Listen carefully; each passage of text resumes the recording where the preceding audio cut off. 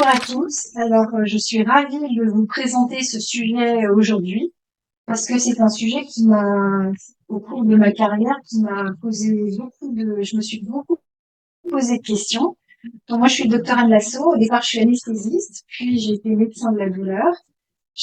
À l'hôpital Rothschild. J'ai pris ma retraite le 1er juillet et maintenant, depuis le 15 janvier, je travaille comme coordinatrice, médecin coordinateur au réseau Ville-Hôpital Lutter contre la douleur, qui s'occupe des patients sur l'Île-de-France. Diapositive suivante.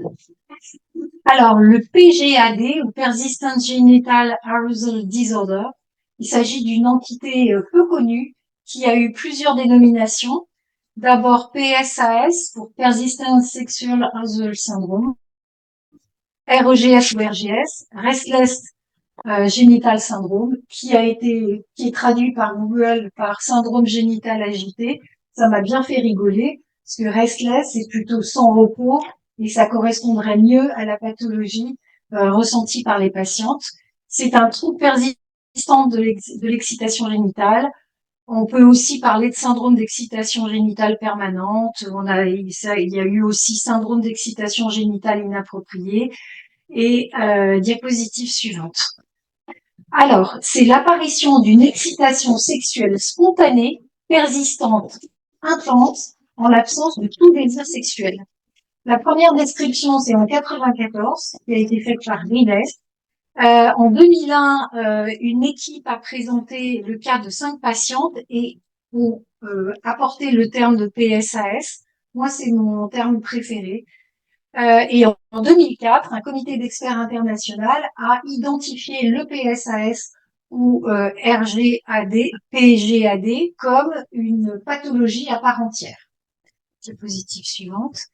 Alors, les critères retenus pour le PSAS en 2001, c'est l'apparition d'une excitation clitoridienne, vaginale, persistant sur une période, allant de plusieurs heures à plusieurs jours, voire des semaines. Ça ne s'aide pas avec un ou plusieurs orgasmes. Ce n'est pas du tout en rapport avec un désir sexuel. La cause de l'excitation sexuelle n'est pas identifiée et l'excitation sexuelle permanente est ressentie par la patiente comme intrusive et non voulue. Diapositive suivante. Le terme de PGAD a été apporté par l'équipe de Leibblum en 2005.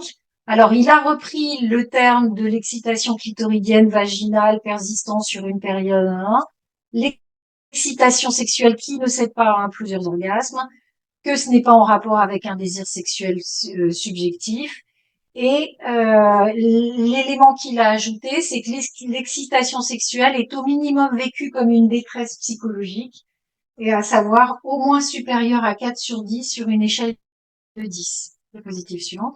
Le RGS, ou Restless Genital Syndrome, parle plutôt de sensations non désirées et embarrassantes d'excitation génitale en l'absence de désir et de fantasme. Donc, il a essayé de regrouper 2 items des définitions précédentes. Les orgasmes spontanés sont non désirés ou embarrassants en l'absence de désir ou de fantasme. Il y a un syndrome des membres inférieurs sans repos, des symptômes d'hyperactivité vésicale, une aggravation des symptômes d'excitation génitale en position assise, une hyperesthésie à la pression au regard de la région génitale lors des tests sensoriels au coton-tige et des symptômes d'excitation génitale déclenchés par l'examen clinique au niveau du dermatome de la bronche ischio-pubienne. Alors, la fréquence, c'est très difficile à déterminer parce que c'est quand même une symptomatologie que les patients vont avoir du mal à rapporter. Il y a un côté honteux et en plus, c'est une symptomatologie qui est récente et qui est méconnue, pour pas dire presque inconnue, sauf des experts. Les publications, les sources sont des case reports, des séries des revues de la littérature et des questionnaires Internet. Il y a pas mal de consultations de sexologie qui travaillent avec des questionnaires Internet. Ça concerne majoritairement des femmes. Il y a quelques cas d'hommes rapportés. Il y a aussi des cas publiés chez des enfants et chez des adolescents. Alors, on dit environ 1%. Moi, franchement, je pense que ce chiffre, il veut rien dire. Enfin, moi, je vous le donne, mais je pense pas du tout que ça soit un chiffre fiable. Alors, les patientes, c'est des patientes de tous âges. Alors, suivant les séries, l'âge des patients, ça peut être de 35 à 42 ans, d'autres séries 53, 54 ans comme âge moyen. Alors, bien sûr, le statut ovarien, il est différent puisque si vous prenez la première série de 35 à 42 ans, il y a que 29% de femmes ménopausées. Mais si vous prenez une série avec des patients d'âge moyen plus âgés, le nombre de femmes ménopausées arithmétiquement augmente. Pour les patientes ménopausées, il est ressorti un délai moyen de 4 ans entre la périménopause et la ménopause et la survenue dès le début des symptômes. Pour ce qui est du statut marital, en moyenne, les patientes vivent en couple et on voit depuis de nombreuses années. Alors, dans les études, il y a des facteurs qui ont été recherchés. Alors, par exemple, les antécédents psychiatriques. Alors, il faut savoir que suivant les séries, les chiffres sont tout à fait différents. Par exemple, si on prend ce que j'ai écrit QI, c'est questionnaire Internet, on voit que la dépression, c'est 45 à 55%, mais dans une série de Waldinger, c'est que 5,5%. Le trouble anxieux, pareil, questionnaire Internet 31 à 35%. Chez Waldinger, 5,5%. Le trouble obsessionnel compulsif n'a été recherché que sur les questionnaires Internet, 24%. Les troubles de l'alimentation, 8%. L'antécédent d'abus sexuels dans la série questionnaire Internet, 53%. Waldinger, 17%. Et les autres associations, syndrome des jambes sans repos, hyperactivité physicale, varices des membres inférieurs, sortent quand même de façon assez importante statistiquement. Alors, les facteurs déclenchants de ce syndrome d'excitation génitale, c'est le frottement des vêtements sur une zone gâchette, la position assise, que ça soit en voiture, en vélo. Il y a des facteurs hauts tels que l'anxiété, la fatigue, la colère, le stress ou la prise d'alcool qui peuvent déclencher ces symptômes. Et bien sûr, chaque fois, c'est en l'absence de tout désir sexuel. Alors, que rapportent les patientes?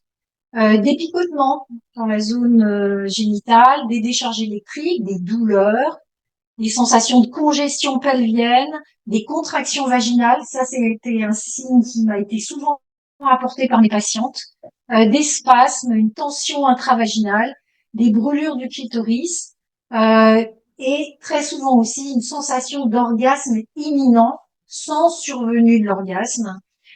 Et la fréquence et l'intensité de ces crises est tout à fait variable.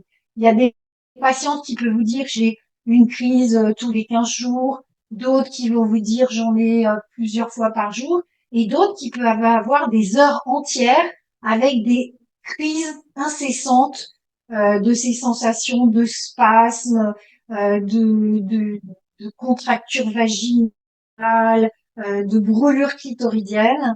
Et donc, c'est tout à fait, ça dépend des patientes et chacune va vous rapporter la fréquence de ces crises, si on peut dire. Alors, les localisations, clitoris 78%, grande petite lèvre 28%, vagin 55%, les trois combinés 44%. Donc, c'est vraiment des sensations extrêmement envahissantes. Et les tentatives utilisées par les patientes pour se soulager, ça peut être la masturbation ou la pénétration vaginale. Ça les soulage? Non, c'est ça le problème aussi. Alors, il y a des hypothèses étiologiques qui ont été émises. Alors, d'abord psychologique. Quand on voit les questionnaires Internet, on peut se dire il y a peut-être un contexte psychologique particulier. Et on voit que c'est très variable d'un questionnaire à l'autre, d'une étude à l'autre. Mais d'un autre côté, si on est sujette à un PGAD, je pense que c'est un élément important pour avoir de l'anxiété, de la dépression. Hein, parce que quand on est dans cette situation-là, c'est compliqué au quotidien. Alors, les varices pelviennes ont été incriminées aussi. Il y a des équipes qui ont retrouvé des anomalies artério-veineuses, des varices pelviennes, des dilatations veineuses, des varices au niveau des parois vaginales, des granulodecticulaires, de l'utérus. Et certaines équipes ont proposé des embolisations, parfois avec succès. Et c'est pour cela qu'on peut recommander de faire une échographie pelvienne, une IRM pelvienne, avec ou sans gadolinium. Alors, il faut savoir qu'il y a des antidépresseurs qui ont été directement incriminés dans la survenue du PGAD. Là, c'est ce qui a été publié.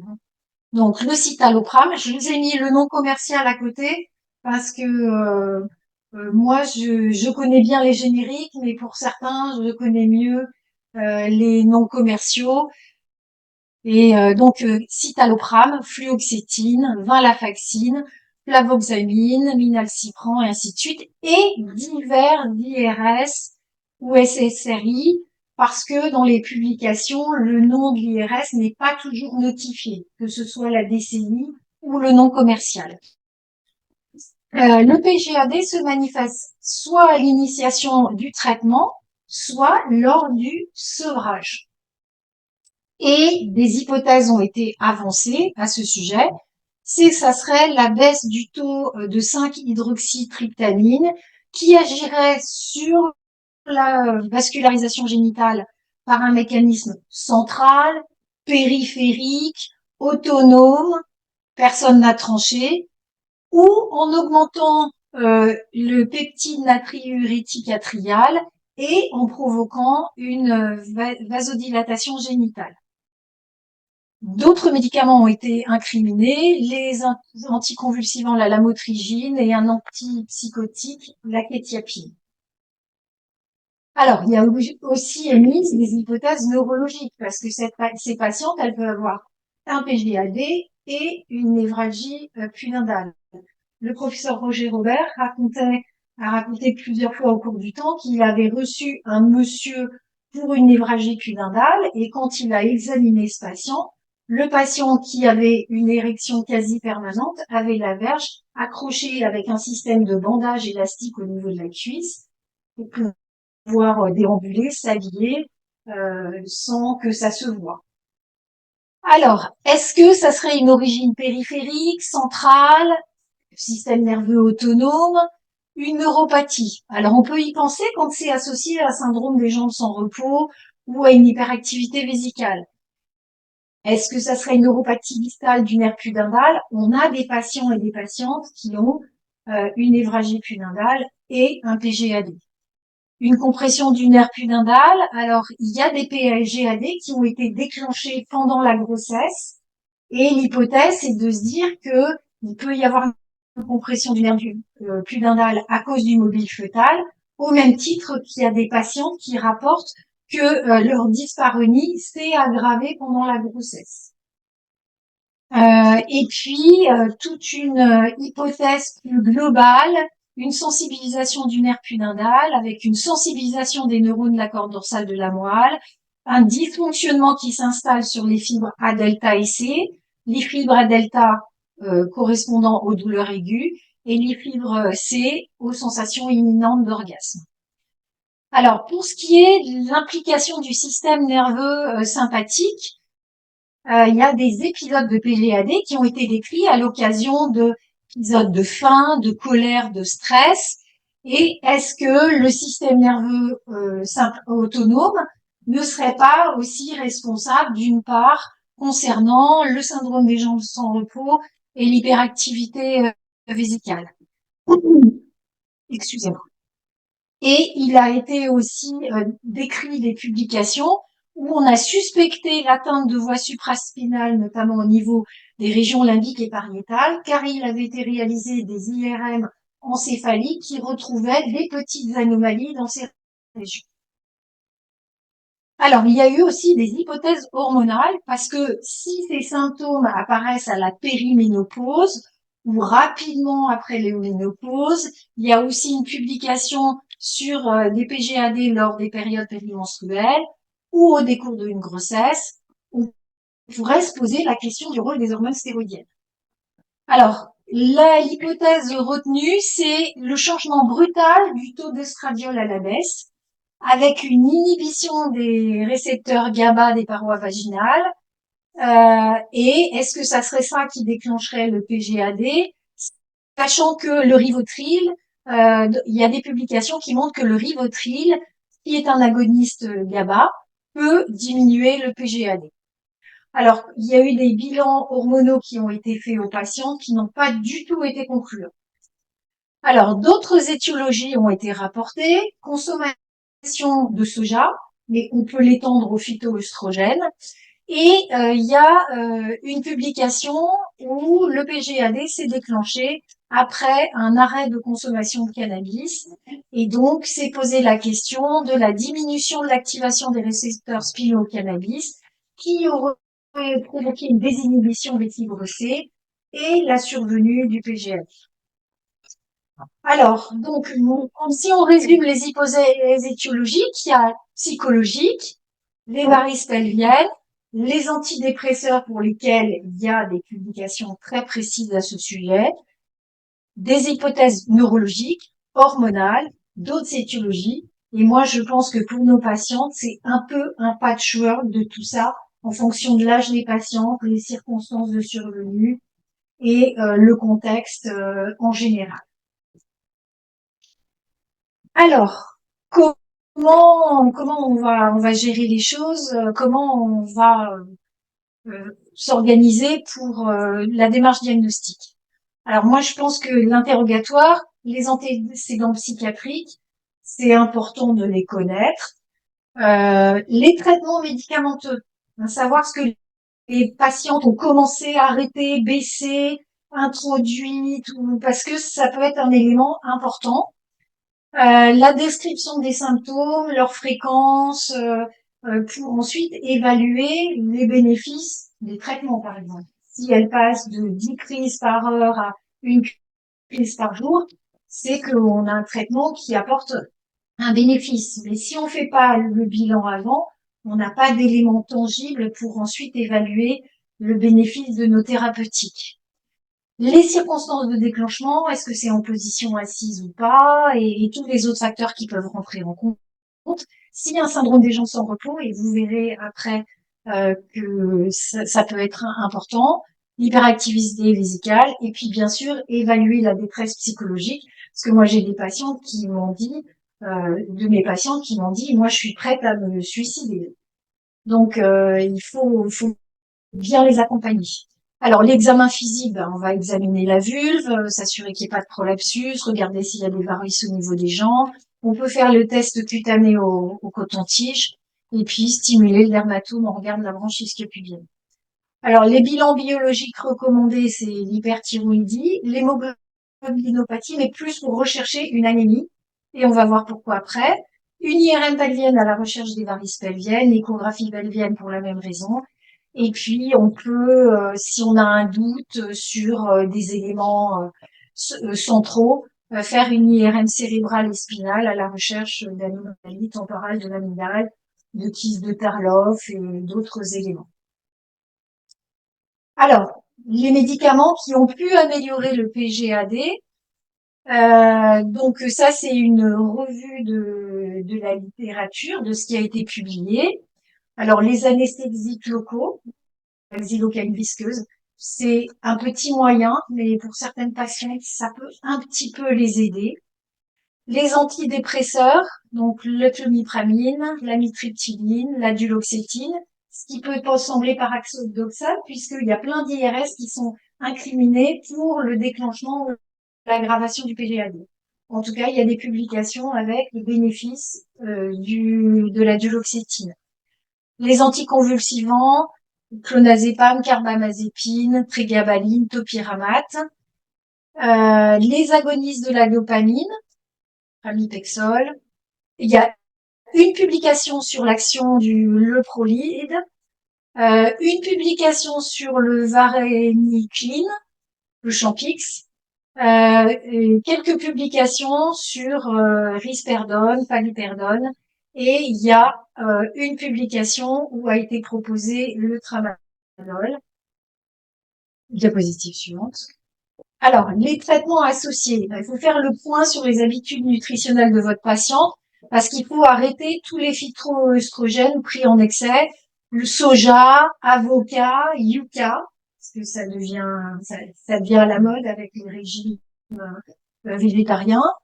Quand on est en période périménopausique, il faut proposer tout de suite un traitement substitutif hormonal équilibré. Bien sûr, il faut accompagner ces patientes en psychothérapie. Pour certaines, on va leur proposer de la rééducation pelvipérinéale dans le sens de la détente. On peut proposer aussi du TENS. Et puis, lorsqu'il y a des éléments qui peuvent nous donner l'idée de penser que les varices pelviennes ou des malformations artério-veineuses peuvent être impliquées, faire une embolisation. Alors maintenant, je vais vous parler des patientes que j'ai eu l'occasion de rencontrer à partir de l'an 2000. J'ai rencontré l'équipe du professeur Amarenko et jusqu'à ce que je prenne ma retraite le 1er juillet 2023, j'ai reçu beaucoup de patientes qui venaient en consultation pour des algies pelvipérinéales, suspicion de névralgie punodale, à l'hôpital Rothschild, la PHP, Paris 12e. Sur cette période, j'ai eu l'occasion de m'occuper d'une douzaine de patientes pour PGAD. Je me souviens très bien de certaines. Il y en a d'autres que j'ai oubliées. Et malheureusement, j'ai pas pensé avant de partir à la retraite de sortir anonymiser les éléments de dossier de mes patients. Bon, on peut pas être parfait, mais j'ai quelques recommandations à vous donner. Déjà, il faut bien leur dire que le succès n'est pas garanti, mais il faut être très accompagnant. Moi, je pense toujours pour les douleurs pelvipérinéales, je m'organise dans ma consultation pour leur poser la question avec douceur, tact, l'amener de façon pas détournée, mais enfin, on leur pose pas cette question d'emblée. Et je m'organise toujours pour que l'accompagnant, compagnon, pas compagnon, ou l'accompagnante, compagne, sœur, copine, cousine, sorte, parce que je pense que c'est très important qu'on soit en tête à tête et qu'il n'y ait pas une tierce personne. De même, je m'organisais pour faire sortir le ou la stagiaire. C'était convenu entre mes stagiaires et moi. Je leur disais, à un moment, tu verras, je vais te demander d'aller faire des photocopies. Je te prends pas du tout pour un boy ou ma secrétaire annexe, mais parce que je vais avoir besoin d'un petit moment pour discuter en tête à tête avec ma patiente et parce que je vais lui poser des questions au sujet du PSAS ou PGAD.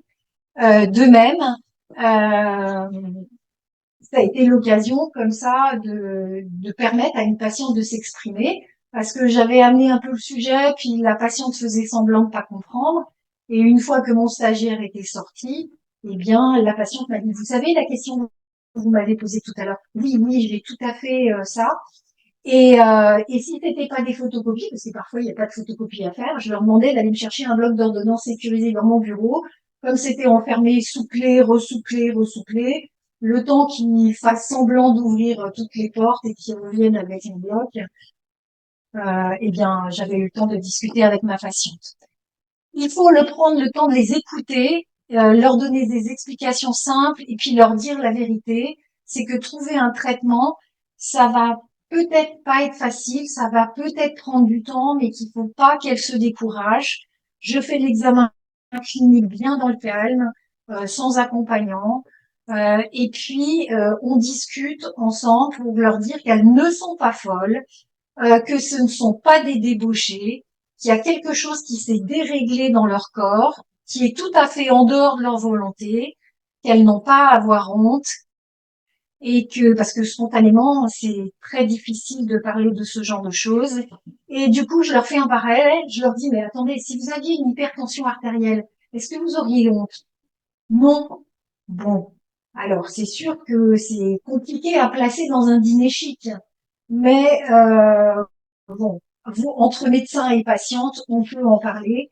Et c'est une vraie affection. Et donc, il faut vraiment vous dire que ce n'est pas de votre faute. Diapositive suivante. Alors, je vais vous parler de mes patientes. Donc, un jour, au staff du docteur Amarenko, parce qu'à l'époque, il était encore docteur, maintenant on va dire le professeur Amarenko, je découvre le PSAS, qui est maintenant PGAD.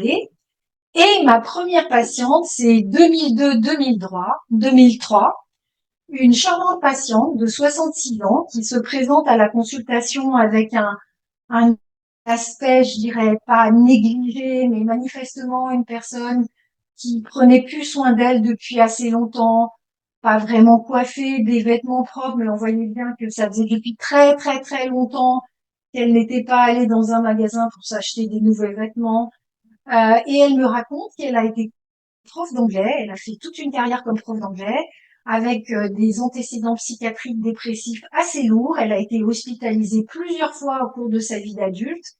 Qu'elle était comme son père, qui lui aussi était très dépressif et avait été moultement hospitalisé, et que malheureusement, ce PSAS avait commencé depuis plus de 6 ans et que c'était un enfer pour elle et que ça l'avait tellement atteinte moralement qu'elle ne sortait plus de chez elle, qu'avait été mis en place une aide de vie, une dame qui venait tous les matins chez elle, qui la faisait se lever, qui lui préparait son petit déjeuner, qui l'encourageait à s'habiller, qui restait toute la journée pour lui tenir compagnie et s'occuper un peu d'elle, un peu de l'intendance de tous les jours.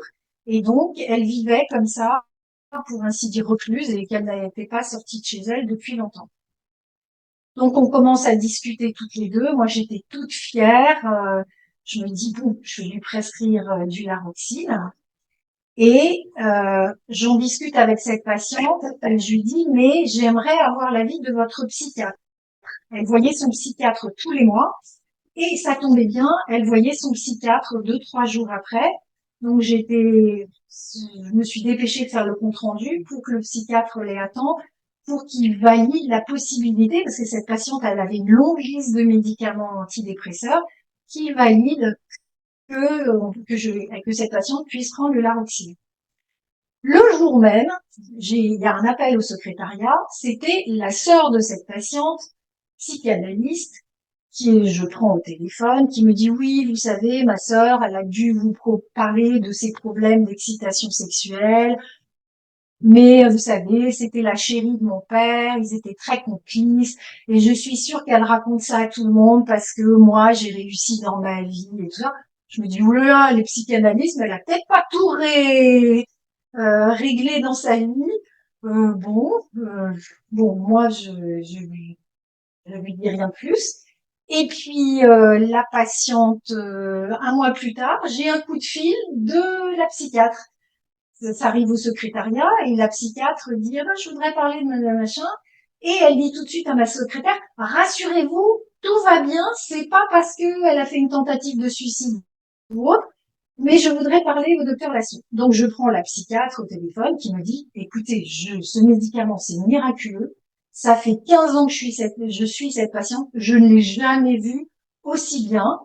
Elle est allée faire des courses, elle sort de chez elle, elle est en train de virer son aide de vie parce qu'elle estime qu'elle en a plus besoin, cette personne l'entend. Alors moi je lui dis mais attendez, elle serait pas en train de faire un petit virage maniaque là parce que elle me dit ça au téléphone et je l'ai quand même pas très tranquille. Et je revois la patiente un mois plus tard, j'ai failli pas la reconnaître en salle d'attente. Coiffée, habillée, dynamique, elle était venue sans son aide, son accompagnatrice, et elle m'explique toutes les choses qu'elle a mis en route. Elle n'a plus de PGAD, elle est super contente. Sa vie reprend son cours, elle a prévu de partir en vacances dans la maison familiale en Normandie, ce qui n'arrange pas du tout ses sœurs d'ailleurs, qui lui fait la gueule parce que il a pas mis les pieds depuis 6 ans, donc elle avait pris ses aises. Enfin bref, je vous passe les détails. Et les semaines, les mois passent, et je la revois à peu près 6 mois plus tard. Elle était partie en vacances, dans le Midi, en Normandie, elle faisait plein de trucs, elle courait les expos, une mine resplendissante, mais elle me dit, docteur, je suis un peu embêtée. Elle était à 50 mg de laroxyl. Je suis un peu embêtée parce que regardez, j'ai des taches sur le décolleté. Alors, je regarde, oui, je vois des taches, des espèces de petites taches rosées, pas comme des angiomes, mais vous voyez un petit peu ce style-là. Donc, je plonge dans pharmacovigilance laroxyle et je vois que ça peut être une réaction immunoallergique au laroxyle. Donc, je lui dis, bah écoutez, elle me dit, moi je vous préviens, ça m'est égal, je n'arrête pas ce médicament.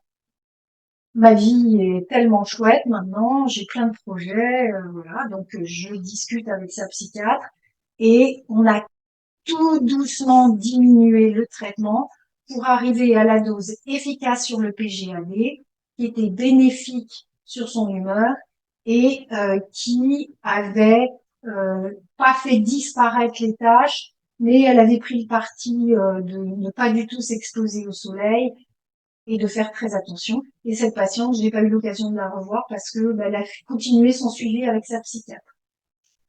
Voilà. Deuxième patiente, alors aux innocents les mains pleines, hein, parce que je lui prescris un médicament et il marche.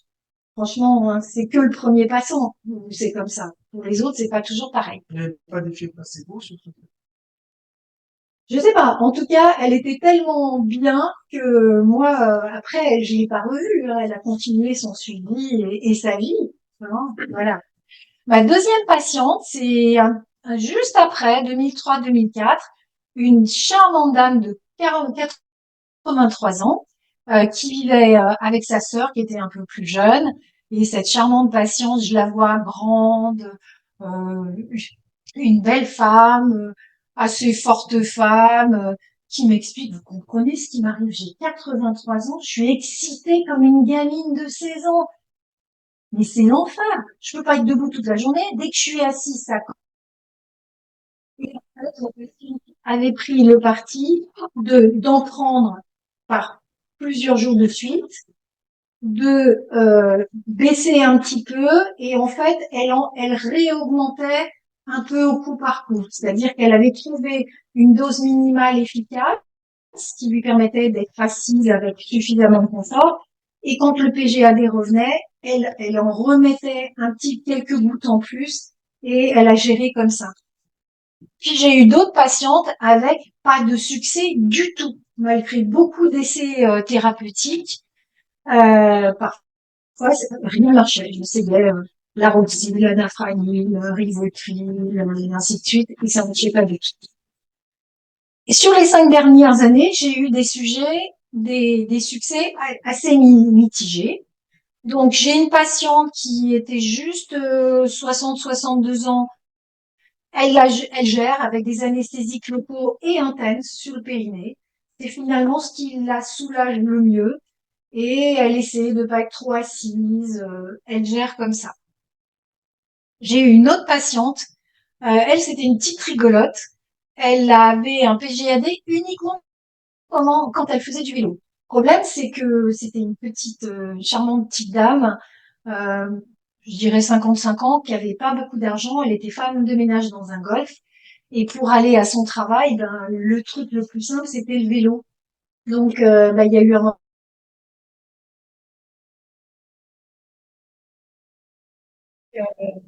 Et puis, à côté de ça, elle avait une névralgie pudendale très empoisonnante. Et elle n'a jamais voulu entendre parler de se faire opérer et elle n'a absolument pas voulu prendre de médicaments. Elle a pas voulu du tout faire d'essais thérapeutiques pour son PGAD. Donc voilà, diapositive suivante. Non, celle d'avant. Voilà. Une autre dame, une charmante patiente très âgée, 86-88 ans, maman d'un psychiatre. Ça a été un échec total parce que elle avait une grande sensibilité aux médicaments. Et chaque fois qu'on essayait d'introduire quelques gouttes de ci, quelques gouttes de ça, elle était complètement shootée et c'était pas possible. Euh, alors ça, c'est une autre patiente, autour de 60 ans, des spasmes vaginaux, une sensation d'orgasme imminent très envahissant, mais le style hyper actif, looké, et je lui propose du Laroxyl, ça n'a pas marché du tout. Je lui ai prescrit du Lyrica. Au début, se plaignait des effets secondaires. Et puis, je l'ai revue absolument ravie. Elle me dit, je me sens en pleine forme, j'ai perdu 8 kilos sans avoir fait de régime, j'ai ma silhouette de jeune fille, je veux absolument continuer ce médicament. Même si elle me dit, mon fils me trouve un petit peu trop énervé. Déjà, je suis un peu hyperactive, mais là, il me trouve vraiment trop énervée. Mais surtout, je lui dis, et alors, le PGAD? Ah bah, elle me dit, 0 pointé, je suis absolument pas soulagée. Donc, ben, elle m'en veut, mais on a dû baisser le traitement, l'arrêter. On a fait d'autres essais avec pas de succès. Alors, la dernière patiente dont je vais vous parler, c'est une patiente de 40 ans, cadre dynamique, PGAD très intense depuis plus de 6 mois. Et alors, ça a démarré brutalement après l'application une nuit entière d'un baume pour les cheveux. Elle avait commandé ça sur Internet. Alors, c'était un truc très, très exotique. Alors, je viens plus si ça venait d'Australie ou de Nouvelle-Zélande. Il y avait des composés soi-disant naturels avec un truc qui ressemblait à wombat, même si c'est pas ce mot-là, hein, parce que le wombat, c'est un animal. Et ça avait commencé, mais direct. La nuit, elle met son masque capillaire et son PGAD commence le lendemain et incessant, sans arrêt. Alors, ça avait mis beaucoup de désordre dans sa vie affective. On met un traitement que j'avais oublié et que j'ai oublié, hein, parce que je me souviens de la fin de l'histoire, mais je me souviens plus si je lui avais prescrit du Laroxyl, de l'Anafranil ou du Lyrica, je sais plus. Quelques jours plus tard, elle a un accès de colère et de rage, d'énervement avec ce PGAD qui lui pourrit la vie. Hein. Elle avait des crises incessantes, elle pouvait en avoir 3, 4 par heure. Et dans un accès de rage, elle donne un coup de poing dans une porte vitrée. Et la porte vitrée cède et la coupe très très pas de façon circulaire, mais au moins hémicirculaire sur l'avant-bras. Elle saigne la rage, les pompiers viennent, elle est emmenée aux urgences, elle passe direct au bloc opératoire. Et en salle de réveil, comme elle avait quand même pas mal saigné, on lui fait un contrôle d'hémoglobine inférieur à 8 grammes. Et du coup, en salle de réveil, ils lui font directement une perf de vénofer. Et là, un arrêt immédiat du PGAD pendant 48 heures. 48 heures, rien, rien, rien. Alors qu'elle avait eu des crises en salle de réveil. Hein. Pendant son réveil, elle avait eu des crises de PGAD. Rien. Du coup, comme il lui avait donné un traitement Péros de fond, eh bien, elle a bien pris son traitement Péros et son PGAD a cédé. Alors moi, je me pose des questions parce que au cours du temps, les patientes qui avaient une névralgie pudendale plus PGAD, on leur faisait faire des infiltrations scannoguidées des nerfs pudendaux. Or, ce que toutes les patientes m'ont rapporté, c'est que en sortant du scanner, elles avaient les organes génitaux, le périnée complètement endormi, mais ça n'empêchait pas qu'elles pouvaient avoir des crises de PGAD. Donc, sachant que le nerf pudendal, c'est 2 tiers de fibres sensitives et 1 tiers de fibres du système nerveux sympathique, ben écoutez, moi ça m'interpelle et si vous avez une idée, eh ben je serais très contente qu'on en parle parce que moi quand même ça me perturbe beaucoup.